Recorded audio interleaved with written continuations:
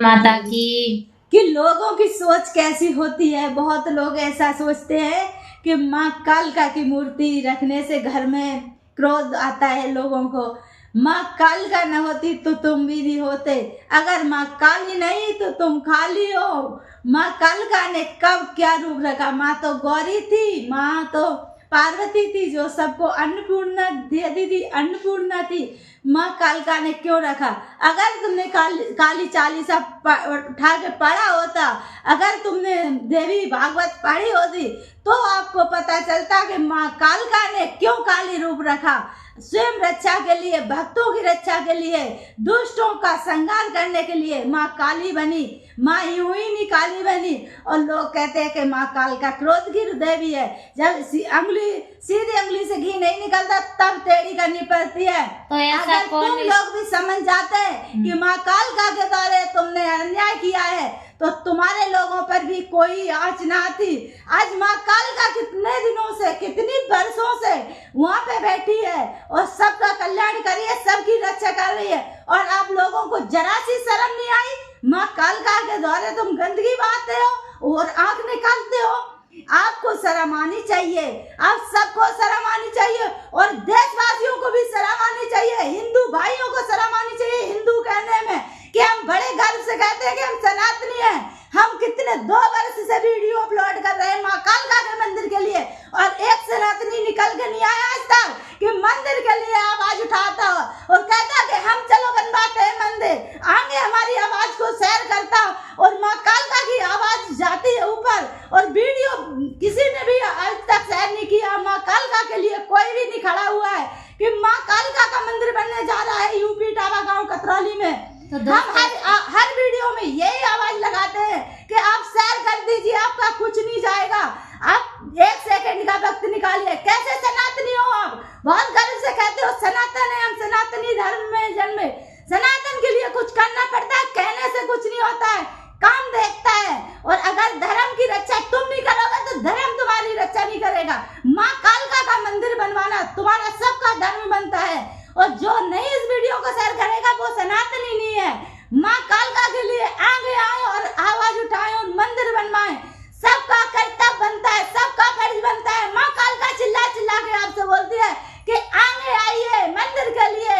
माँ कालिका जिस जगह पे बैठी है 1 मिनट बैठ के वहाँ पे भी देख लो जाके कि माँ कालिका कब से वहाँ बैठी है।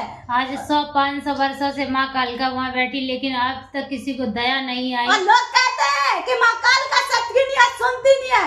अगर जिस दिन हिसाब लेना चालू कर दिया ना, वहाँ पे नाम निशान नहीं बचेगा आपका। जो तुम लोग कहते हो कि माँ कालिका धर्म सत्य की नहीं है, सत्य दिखा दिया ना तो तुम भी संकट में आ जाओगे।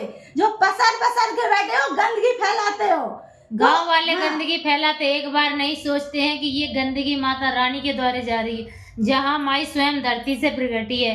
इन लोगों को इतनी लज्जा नहीं आती। प्लीज देशवासी जो भी देख रहे हैं, आप सबसे यही रिक्वेस्ट है कि माँ कालिका के लिए कदम बढ़ाएं। सभी से हम विनती कर रहे हैं कि माँ कालिका देख सकते हो आप इतनी गंदगी में है। आप एक बार स्वयं जाके देखिए, जिला इटावा यूपी कतरौली गांव में माँ काली का एक ही मंदिर है, उस पे आप जाके देखिए कि वहाँ पे कितनी ज्यादा गंदगी है। माँ कालिका पे उंगली उठाने से पहले 100 बार अपने अंदर झांकना और 1000 बार सोचना कि हम क्या कर रहे हो।